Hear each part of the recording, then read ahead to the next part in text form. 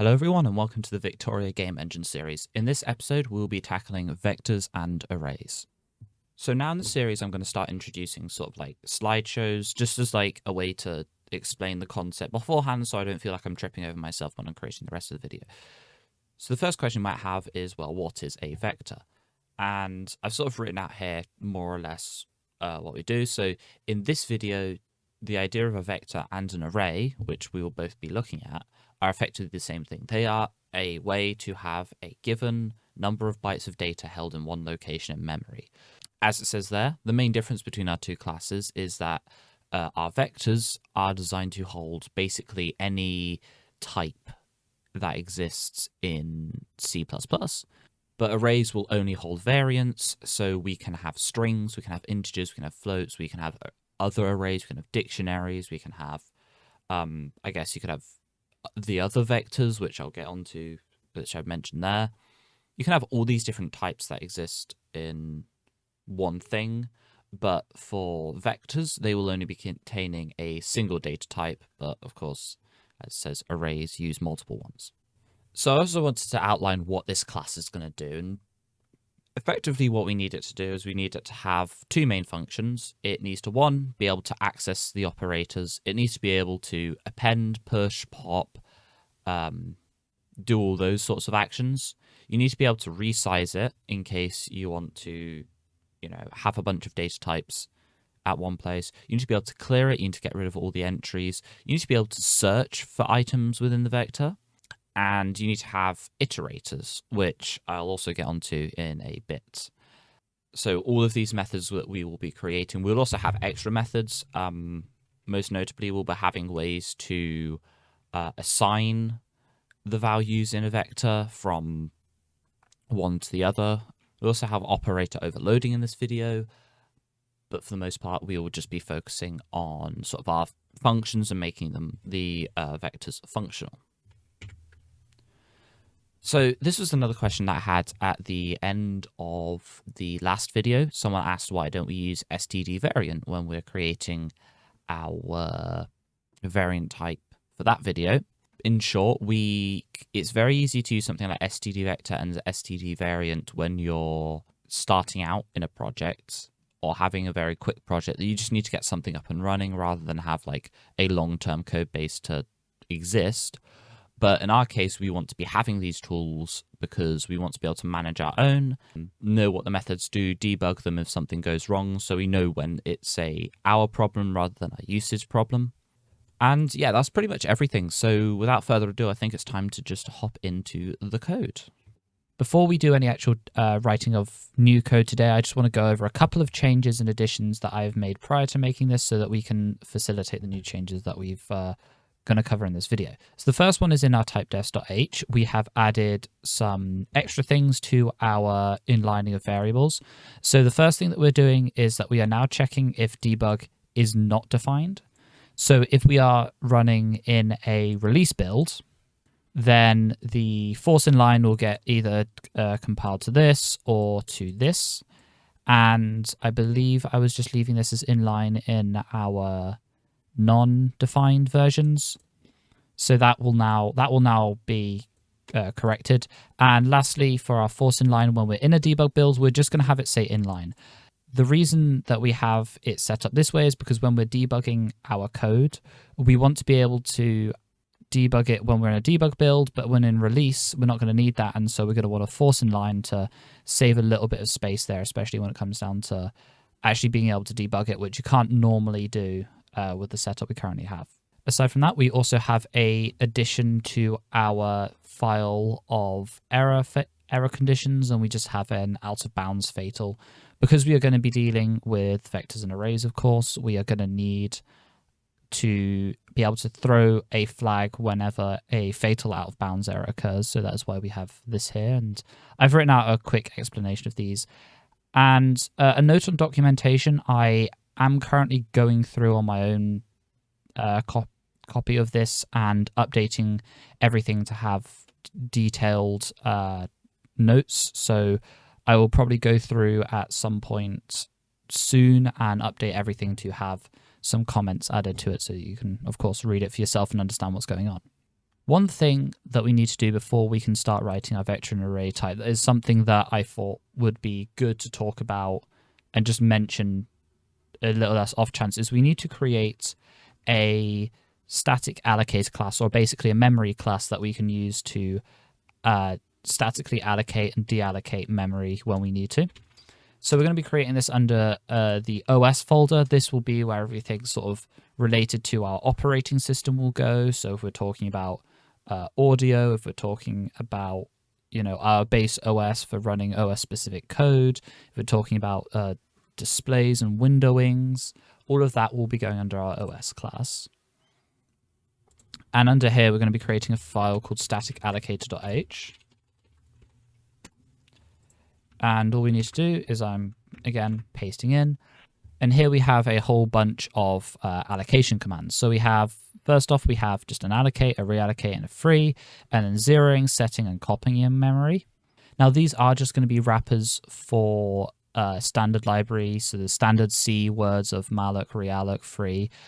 But we are making it in this way so that we actually have an include that we could in the future add tracking to and make sure that allocations are being tracked rather than just blindly allocating every time. So under our OS folder, again, we're going to be creating our StaticAllocator.c++. And for those of you who have probably figured out what it's going to look like, it is going to be very similar to the last one. 2 standard library includes here, that's for stdlib and string. And all we have is malloc, realloc, free, memset, memcopy. Zeroing out is important for some blocks of memory, specifically ones that we will want to read a value from or set a value from, and it needs to be set to 0 by default. And so we do this, so by default everything is set to null in case of anything that could happen in that instance. This really is just a wrapper class at the moment, but in the future we can add functionality to it, which is why we have written it this way for now, because there are other things that we can add, like aligning memory and tracking it so that we can say how many bytes of memory we've used at a given point, rather than having to do some other magic with the OS that we may not want to do. So now we actually get onto the actual content of today's episode, and we're going to be starting out with creating a new folder called data.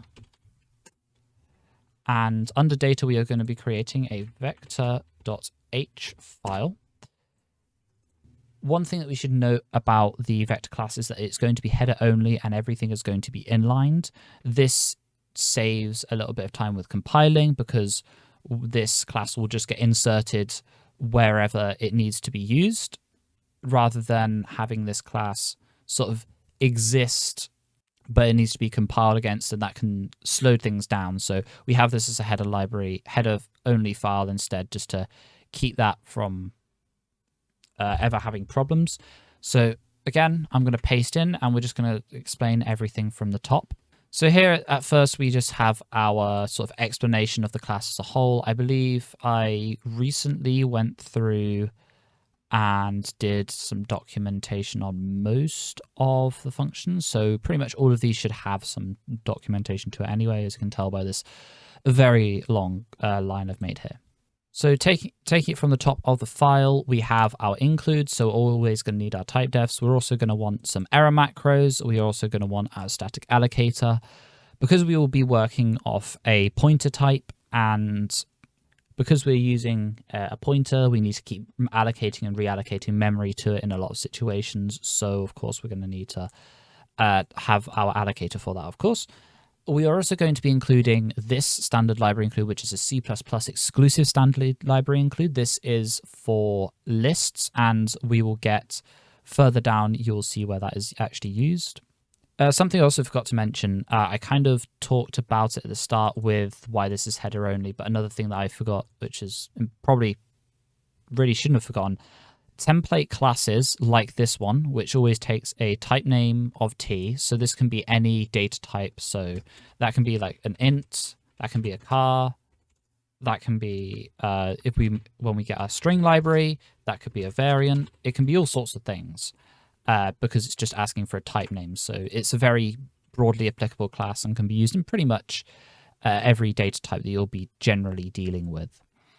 But because it's a template class, that means that we can only use it in a header file as well. So this code can't be compiled because, or at least it can't be compiled in the way we normally would. You have to keep type names in the header files. And because all of the functions here will use the template at some point, then we just keep all of it here as is. Actually explaining the class now, we have some private variables. These are just some data that we can keep hold of. So we have the uint8, which is the size of the data that we are currently storing, which is set at a bunch of points when it's relevant. This is just so that we have a number that we can just look up rather than constantly going against size of. We also have an element count and a size. So the size is the number of bytes that the array or the vector takes up. This is probably the most important tracking number because we want to know how many bytes we've allocated, how many more bytes we might need to allocate. This number is more for lookup purposes. So if we look at our element count being, say, 3, rather than taking the size and dividing by the data size, because we always keep count of how many elements we have in the array vector, that will always be set. And lastly here, we just have a pointer to something of type t, which is by default set to null pointer. And this makes up our block of memory that all of our values are going to be held in. The first two functions that we have coming up then are our getter and setter functions. So the getter function does a fatal lookup to see if we are, actually inside the bounds. And if it is, it'll throw an error so we can see where in our code we've called that and been an idiot. But otherwise, it will just turn the item at the given index. We also do the same sort of thing here. I did add a thing here that said something about problems. This was something that was resolved. You can sort of ignore this, but it does detail some of the problems that I was having with some of our assignment issues that I can get into data. So further on there, we have some definitions for ref and unref functions. If you're used to Godot, you've probably seen these. And I will note that these are very useful functions. So what ref and unref will do, ref will reference from a vector. So the one we have here, we have another vector that we are assigning our type to. And we take the vector we want to assign from to copy over all our data, which needs to be done in a certain way. And our unref function is basically our clearing function. It just sets all of our array size to 0. It has nothing in it. It is considered empty. Frees everything, so it's either A, ready to get thrown away if it leaves scope, or B, if it needs to be reassigned, which you'll see in a bit. And one of the really important functions that we want to keep an eye on, which is our resize. So this will take a new size that we want to resize it to, and because this data type already has its old size, its old element count, and its current data size in it, it will always be able to keep those to hand. And because it doesn't actually return any memory or anything, we just return a type error that we can then look up error messages if that fails, of course. So here we have an interesting struct that you might not have come across, which is an iterator struct. These exist so that in C++, you can define a for loop like for const int I in, say, a vector, and say vector's an array of integers. You can assign for loops like this, and this iterator structure will just look to see, okay, so what's the first point in the array and what's the last point in the array, and we'll iterate through all the values there. So we have to have all of these definitions created so that we can do that in this structure, which is returned to us by our begin and end operators here that are the default functions that a iterator class will look for. And below that, we have a couple of similar functions. So we have two sort of access operators. This is the brackets that you're used to. So we have, say, a vector of, say, vec, and we want to go 3. So we want the 4th item in. Then we can retrieve it that way. And there are two versions of this. They do basically the same thing, but one of them is constant and the other one is non-constant. Or this one is constant and that one is not constant. And this is just designed so that the type it returns here, while it is of the similar place in memory, you can't actually modify what that value is and return that in because it wants a const only. Then we have a equals operator. Again, what this does is this just assigns one vector to another. We manually copy over our data size because I was having issues originally with data size not transferring because of allocation issues. So we do that manually now. We have two equivalence operators, one to say it's equal to, one to say it's not equal to. We also have a good few sort of quick helper methods. So we have a size method, which returns a number of elements. We have an isEmpty method, which returns if the element count is 0 and if it's got no items in it. We also have pointer size, which actually returns the number of bytes, so how big the vector is in memory, rather than how many elements it contains. I also have a note that some of these could be unsafe, but we do need a pointer. We have PTRW and PTR. These are also similar because I ended up using these in other places. And what this does is it just returns a pointer, so the actual pointer of data that you could write to, and it also returns a constant version that you cannot write to in case that you need to pass that to a function that you want it to not be changing the data in it. Below that, we have a few sort of helper methods. These are our real extra helper methods that might be changed in how many that we have at some point. We have append, remove at, insert at. We have push front, push back, and pop back. We have clear and find. Again, you probably know what these do. Pushing and popping from the front, so that's just getting and retrieving items from the front. Pushing and popping from the back, same thing, but from the end. Clearing removes all the entries. Find gets the index that an item is at. And again, we will go into more depth when we get to those functions. Below this, we also have some class constructors. So the first one we have is just an empty vector. By default, this will always set data size because this by default is set to 0. And if you started referencing things or resizing instantly, you would end up getting divide by 0 errors because the data size was set to 0. We also have a default vector class constructor to create from another vector. And we have a third constructor that is using an initializer list. I'll explain this very briefly. So in C++, you will normally you can have an array that you can set. So let's say we want an int array of 5, which is equal to like 1, 2, 3, 4, 5, right? And what this does is is an std initializer list means that I can say I want a vector of type int array, and when it creates a type vector to assign this into, it will use this list, which is an initializer list, that to look all the values up from to put those into our vector type. So this is transferring from raw C++ into our higher level API effectively.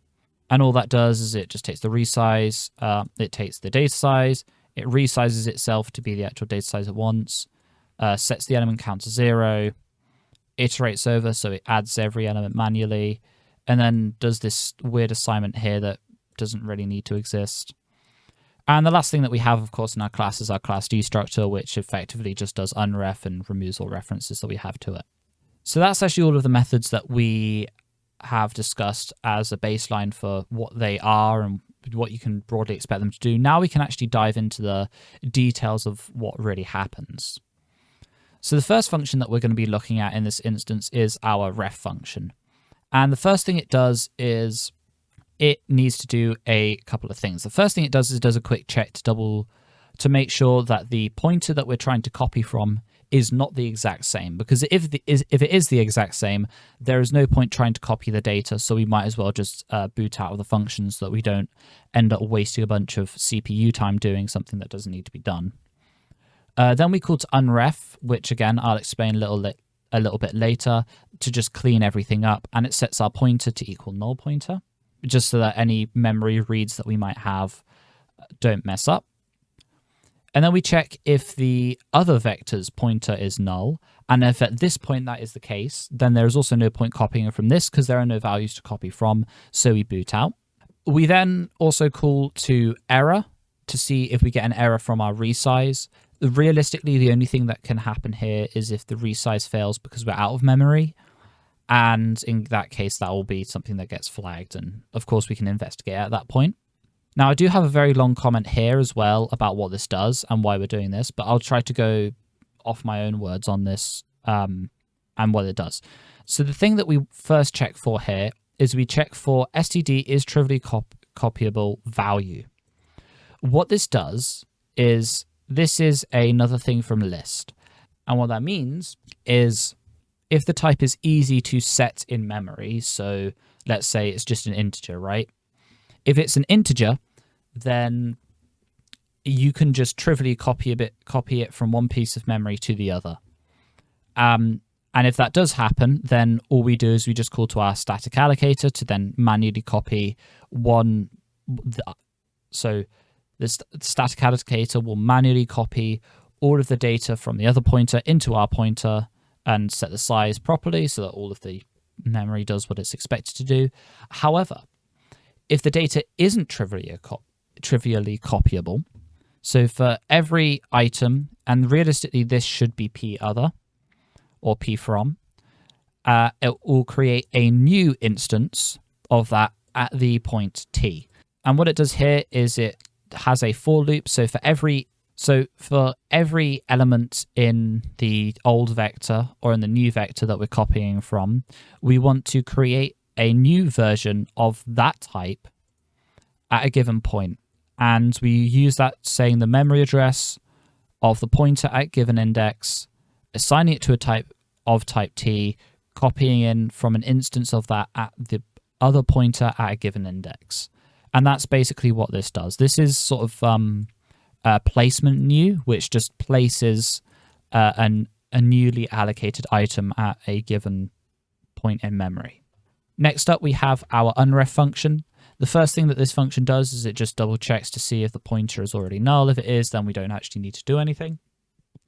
And again, it also now it checks again to a similar sort of namespace, but rather than checking if the item is trivially copyable, it now checks if it's trivially destructible.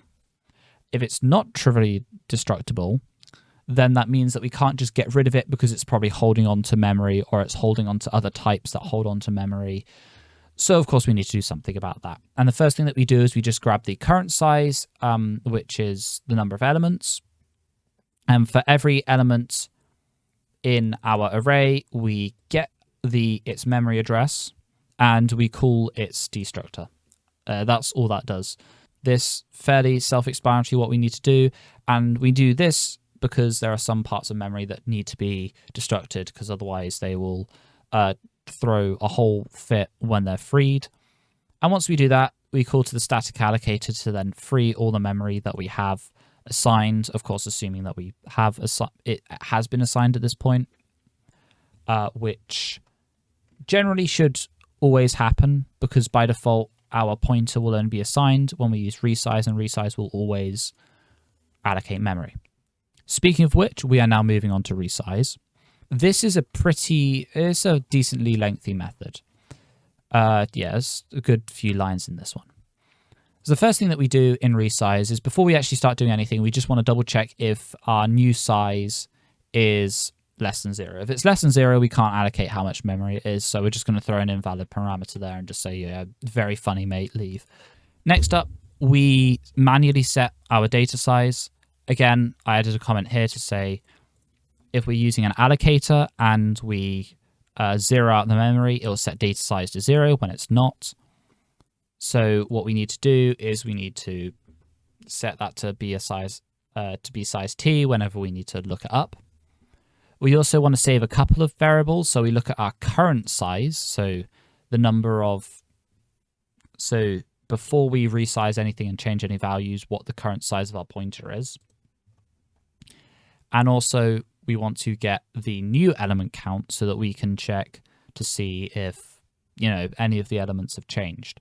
And first up, we want to just double check, okay, if the current size is the same as the new size. So if we don't actually need to resize it, then there's no need to change anything. So we'll just boot out.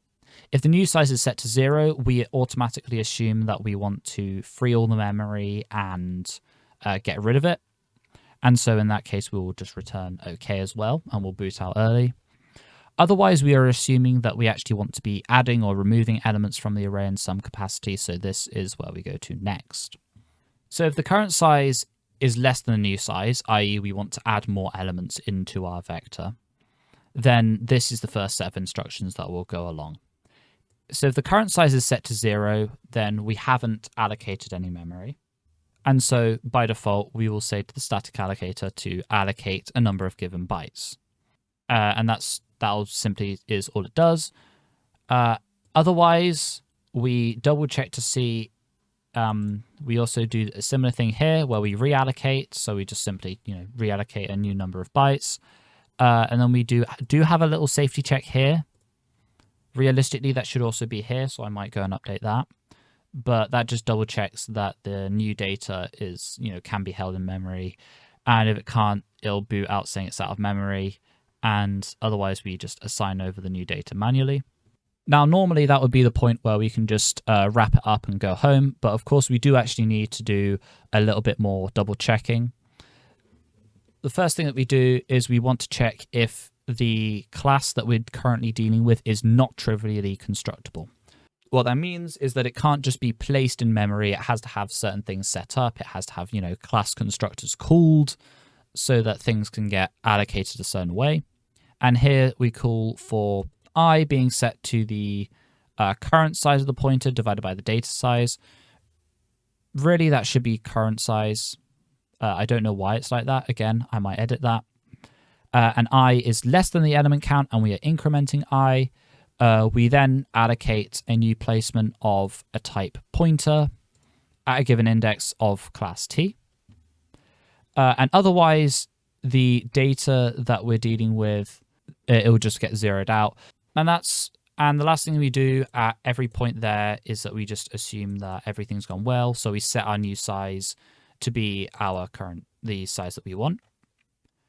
Otherwise, if the current size of the array is bigger than the new size, that means we want to get rid of some elements and we need to destroy them somehow.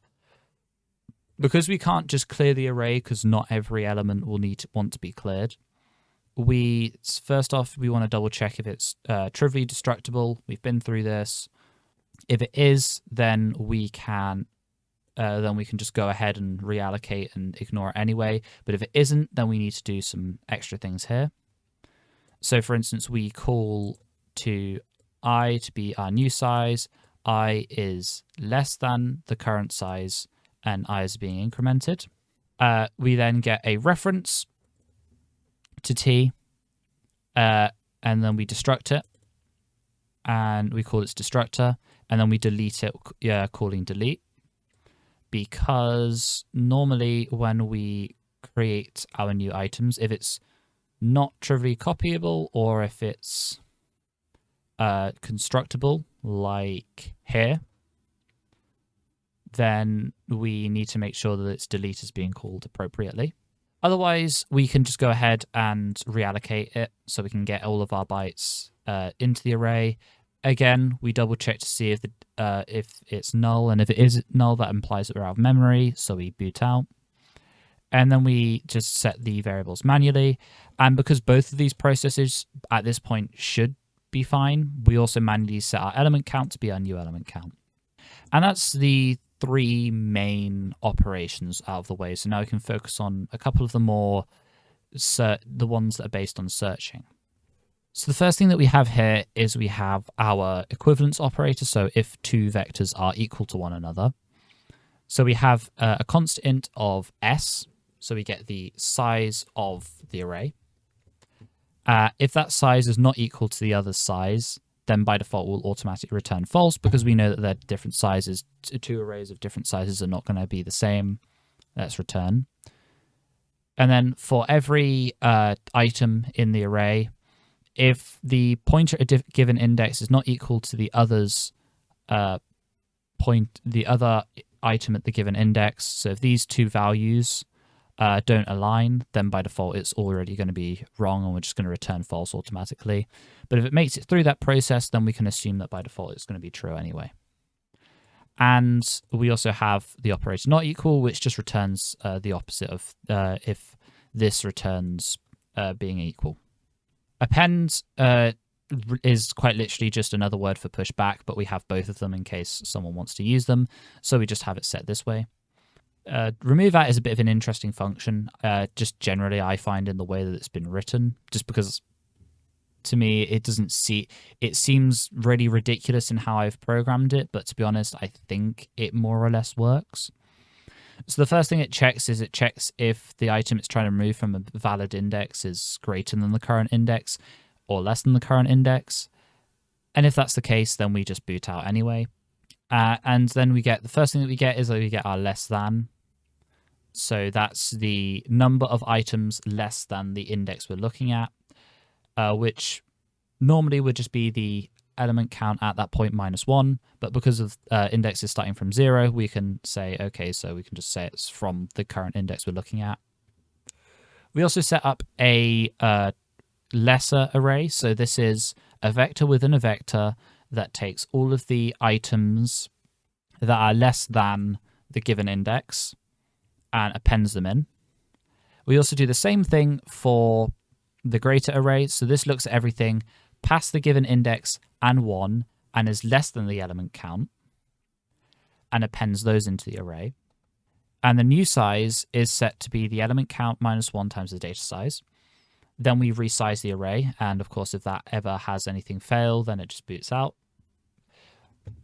And then we have a bunch of conditions that we can look at. So for every item in the current array -1, we are going to be looking at whether to remove it or not. So if the element count is 1, by default, we're assuming that we just want to clear the array. So we just call to clear, and then we break. We don't want to do any of the other processing because that's not going to work. We just want to get rid of the last item out of the array. If the smaller array size is 0, then we can just automatically keep assigning the pointer to whatever is in the greater array. And the same thing with the greater array. These are basically push and pop. There's a pop from the front or the back. They will just keep doing this. And at this point, this is the reassignment, which will get overwritten, which maybe I should reprogram this for actually treating more complex values. And at this point, then we are actually reaching everything that we actually want to be looking out for. So if I is less than or equal to the less than -1, then the pointer at then index, the given index should equal to that of the lesser array. Otherwise, then we should be looking at assigning from the greater array at the index of I minus less than, hence this weird operation. And that will just reassign all of the elements into the array at a given point because it saves all of the information outside of the array, resizes it down, and then just moves everything down the array by a given amount to make up for that. Then we have an insert at function, which kind of does the same thing. So the first thing we do here is when we're inserting, we want to double check that the data size isn't 0, because if it is, then this function here will fail. So just set the data size if it isn't. And again, another fail condition if resize isn't okay. And then for everything, I is the size -1, I is the size of the array -1, I is greater than the current index that we want to insert it at. And we're going to decrement I. We reassign from pointer I to be the one below that. And then at the end, once that's moved every item above a certain point out of the way, we then take the pointer to a given index and assign that to item. Then we have some push and pop front. As you can tell, this just inserts an item at the first point in the array. This gets an item at the first point, or again at the first point in the array, and then removes it, but still keeps a copy of the item and returns that.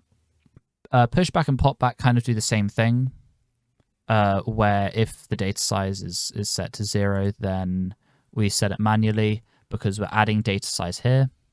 And then this just, again, calls to the resize function. And again, there's another error fail condition here if resize fails. And then we manually set the item at the given index to be equal to that, which is a little bit different, might change it up. And then popback kind of does the same thing where it just gets, that really should be get actually. And I don't know why it's doing that, because that is most certainly, okay, that's a weird error. That is most certainly not how you would write the popback. So that should be get p element count -1, as is set there. That's weird. And then it just returns the item. So those are basically the same, just where they're getting the items from is different. Okay, last couple functions here. So next up we have our clear. This sets this calls resize to 0. When we saw what that does, that calls unref and sets the data size to 0. And this also sets the element count and the size in bytes to 0, so that we also can make sure that our is empty flags still flag properly. And then we look for our find function. This just takes a copy of item and just checks for every item inside the pointer to see if it's equal to that item. And if it is, we return the index. And if it is not, it will return -1 by default to say, okay, we couldn't find the item in it. Please deal with it your own way.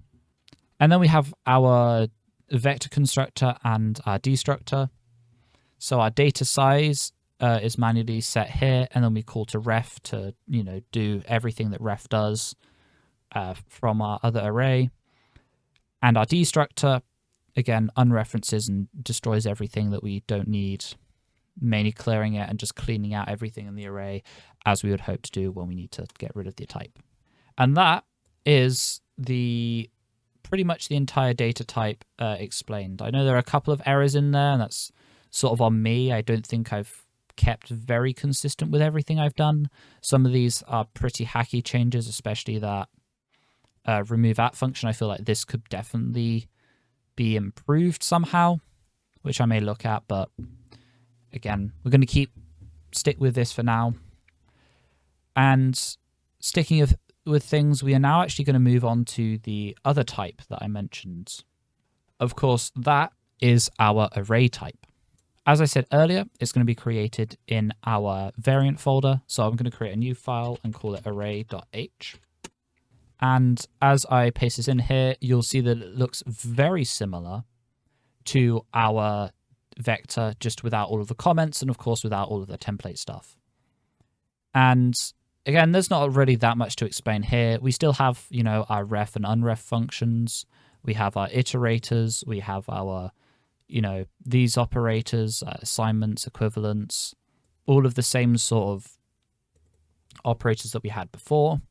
There's not a lot of point really explaining some of these, because these are mostly the same that we've seen before, but a couple that are unique to this I will go over very briefly.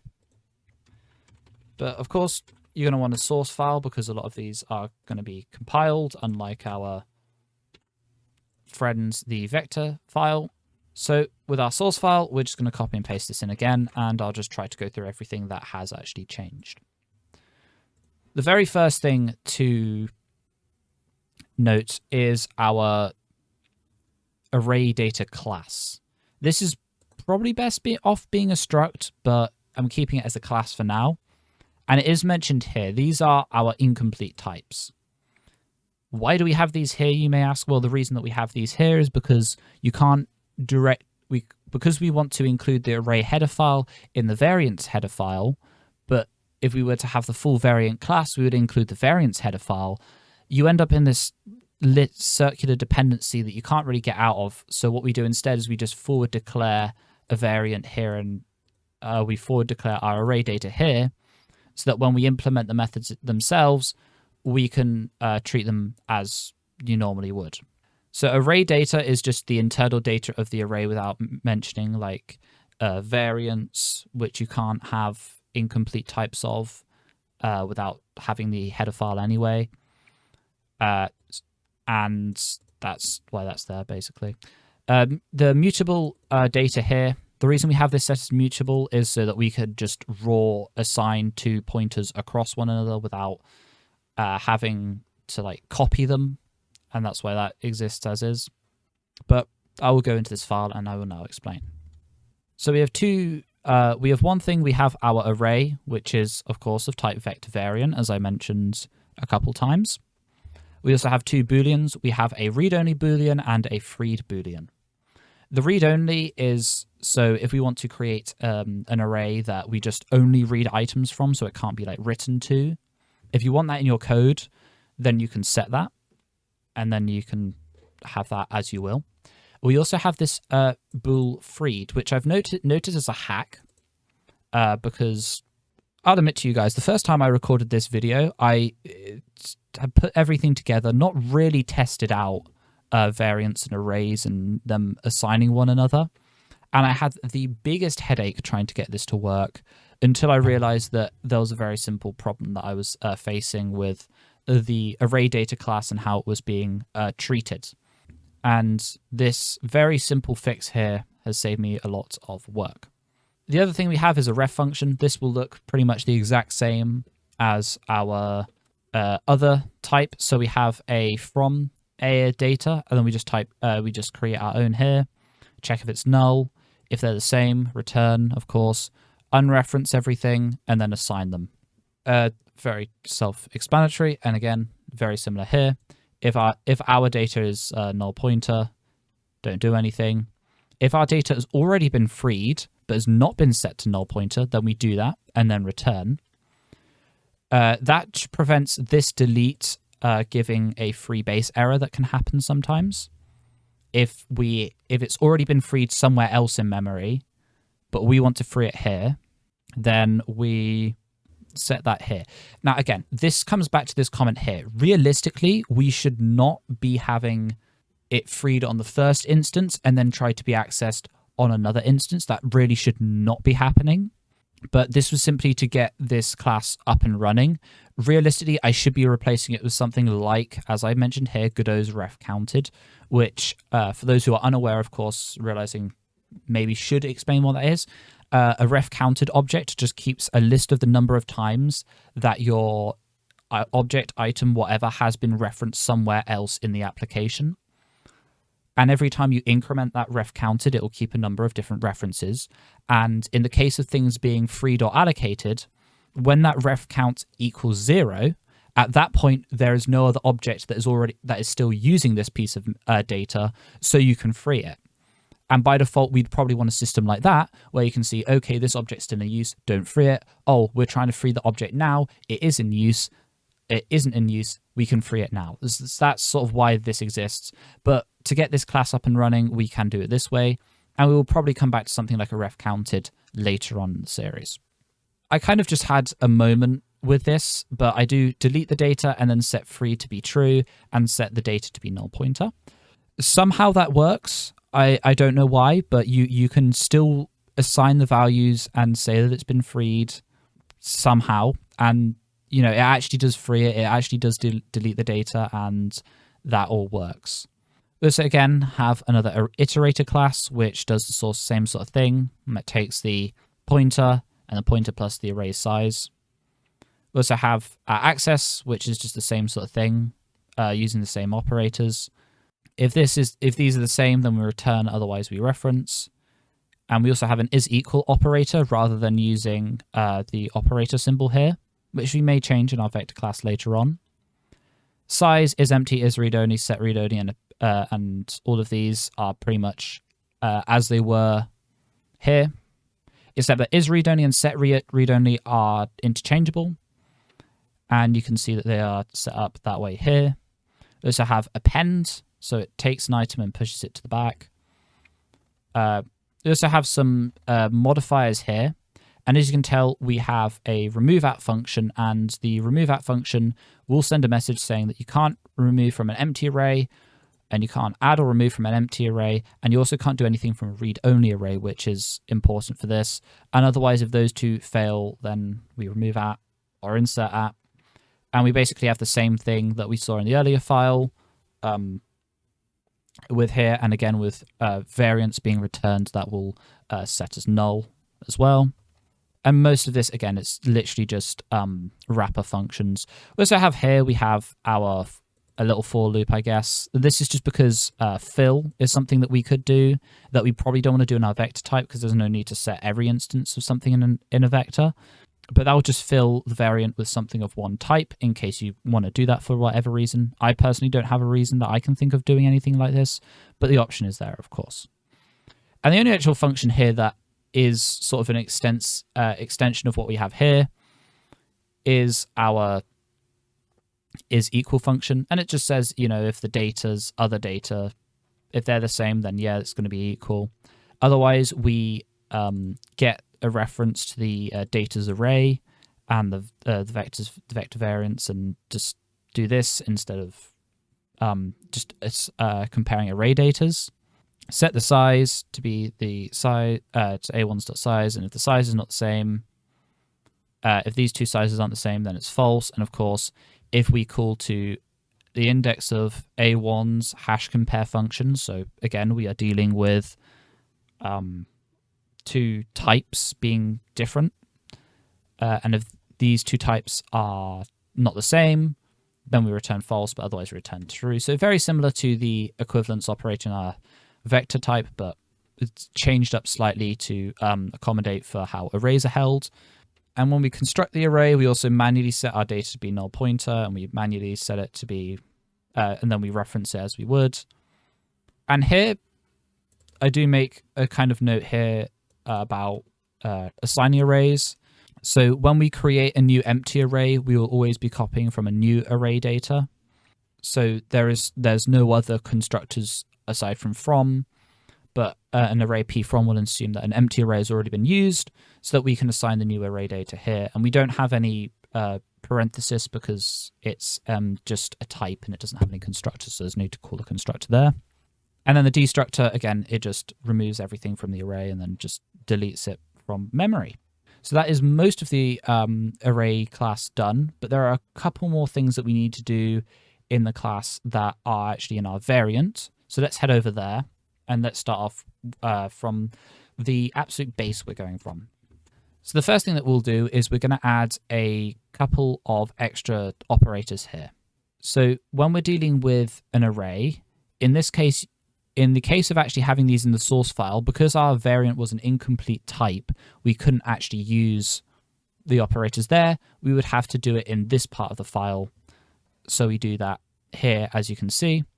And it's just pointers or dereference pointers, just getting the raw pointer, increment and decrement, and those are now all added. We're also going to want to go and grab the an include for our array. And we're going to add the array as a type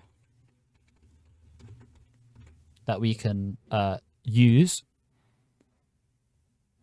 We are also going to want to add it to our list of variables that can.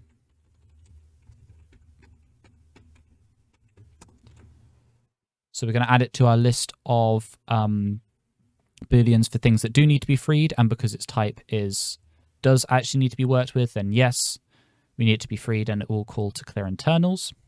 We will also be adding it as a variant constructor, as we can see there.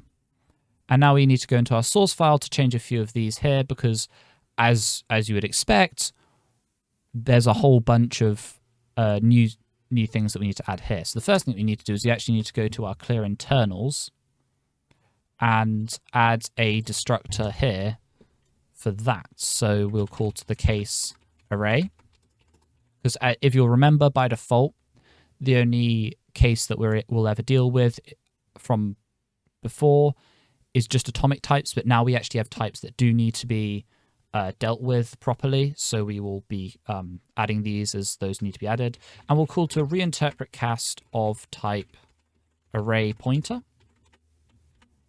and that'll be typecasting our memory from that, and we'll be calling the destructor for the array.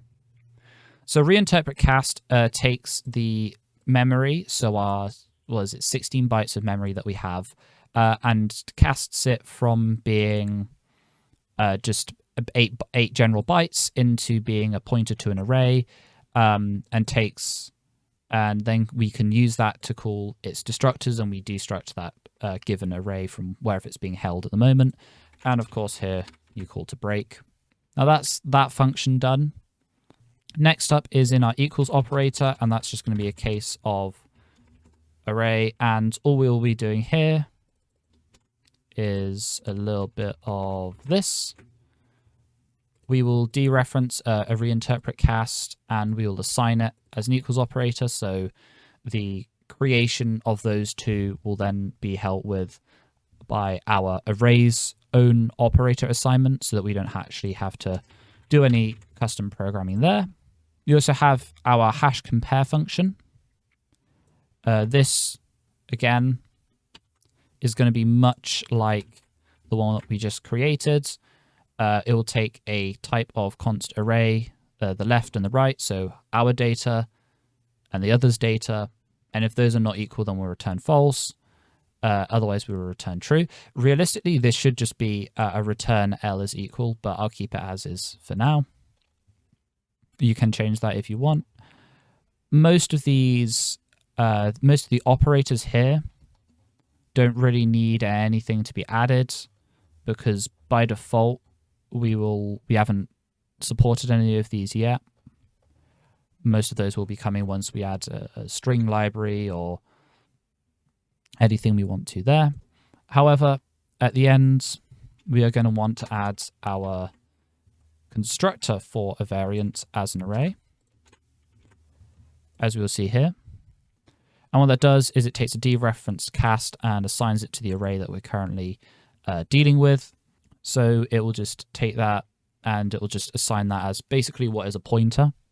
So the one thing to note about this is that rather than assigning it just as an array and it's held in the variant itself, the variant is just holding a pointer to that array type, which is why we would end up with the double free problem as seen earlier. We probably will look very soon, realizing now what's actually going on. We will probably want to look very soon at changing this here, this freed, so that it's actually reference counted, so that we don't end up with the problems of arrays being freed before they're actually used and problems just arising from that. But now that we're done there, we can actually, that is actually all of the code that we need to write for this episode, I believe. And now we can give a little bit of a test of the wheels. So what we're going to do is we're going to include from our variant folder, we are going to include an array. And we are also, just to prove that this is working, going to include from the vector as well. Another thing I think I just glossed over really quickly, we do actually include vector and variant in our array in our array source file, just so that these work. And we are going to write a little test.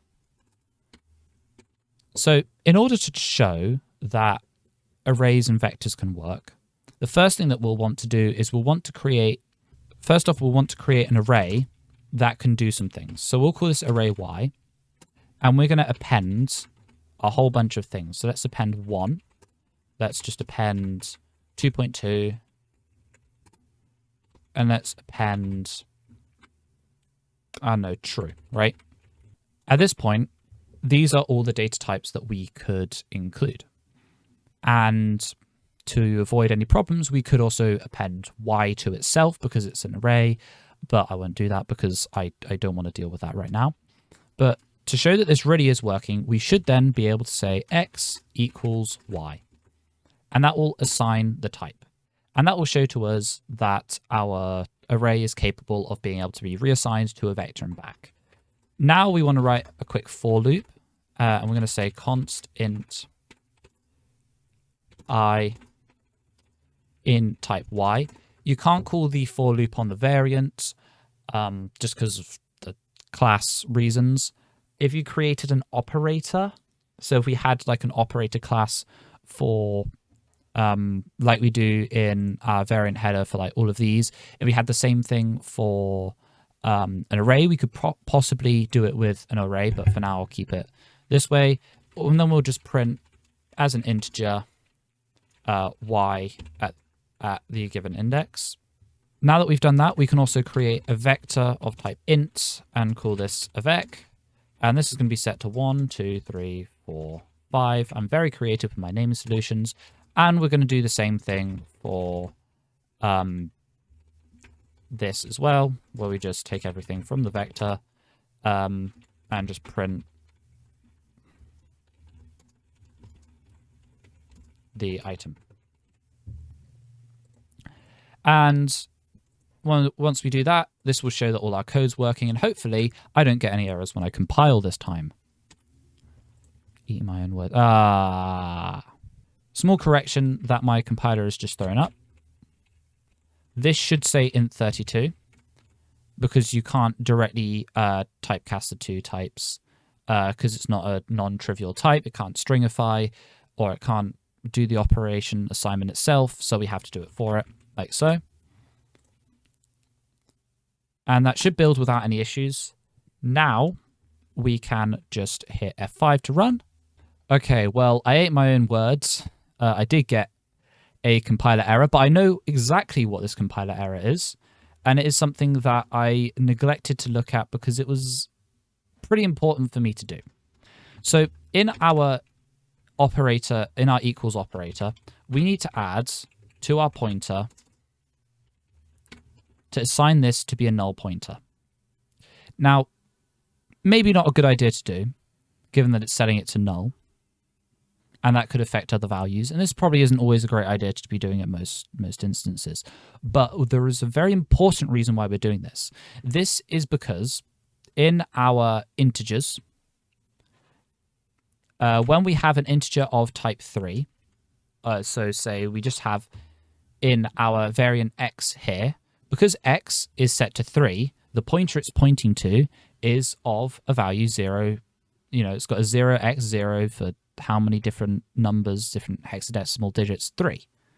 Which means that it's not a null pointer. It should still be treated like a null pointer and return, but it isn't. So in this case, we need to actually say, okay, well, that should be a null pointer at this point. Let's change that, and that way it won't end up with that whole error that I just had. And hopefully this time it will actually compile, or at least run. Now, if we just run, you'll now see, oh, boom, the code works. You'll notice here, though, that all the numbers read as 0. The reason behind this is because at the moment, because of the freeing problem that I mentioned with x equals y, this array, after it's assigned, considers... Oh, no, dear, sorry. At this point, the array considers, after it's been assigned, to no longer be in use. And therefore, when we get to this part, all of the elements in the array are now nil. So what it does is it ends up looping over and just prints 0, which is what we normally tell it to print when it's looking at returning an integer if it's null. So that's what happens there, and that's just a fault of the code that I've written. Again, this will be something that later on in the series I will address. But the vector side, on the other hand, is working just fine, and it looks like everything there is, you know, it's all good there on that front. And that is, you know, maybe not the most exciting end to the video, but that is actually this topic pretty much all done. So thank you very much for watching this video. I do hope you enjoyed it. I'm very sorry this took a long time to get out. Again, some of those problems I was having with some of my code, that just comes down to me not testing things and not making sure it's actually up to scratch, just sort of throwing together a system based on other things that I'd nicked, rather than actually testing it in a proper environment and making sure it's ready to show.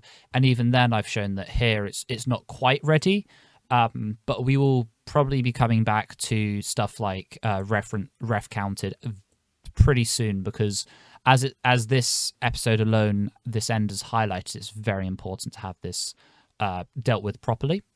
But aside from that, that is, again, I will see you in the next video. The next video, we will be looking at our event system. This is actually something I'm quite looking forward to. It's the class I have designed is not really what I've seen anyone else design, and I'm personally very proud of what I've made. It is, of course, my actually something I can call my own work. And we'll be doing that in the next episode, and then after that, we will be looking at the platform and OS layer. And good news is that the light is at the end of the tunnel. We are very, very soon going to actually start getting a triangle on screen. It is coming close. We are getting there. But yeah, thank you very much for watching, and I'll see you in the next video. Goodbye.